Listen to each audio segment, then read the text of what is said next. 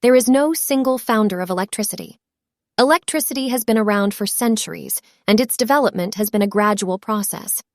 However, there are a few people who made significant contributions to the development of electricity, including Benjamin Franklin, 1706 to 1790.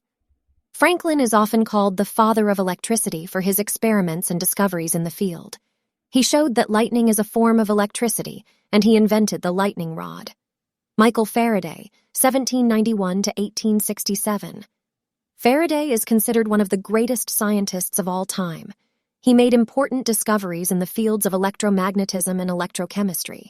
He invented the first electric motor and transformer. Thomas Edison, 1847 to 1931. Edison is known for his many inventions, including the light bulb, the phonograph, and the motion picture camera. He also played a major role in the development of the electric power industry.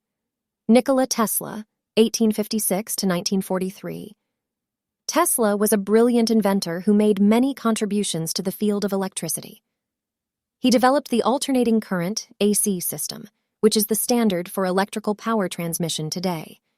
These are just a few of the many people who have contributed to the development of electricity. Without their work, we would not have the modern electrical grid that powers our homes, businesses, and transportation systems. If you liked this video, hit the subscribe and like button. Help me reach my goal of 1 million subscribers.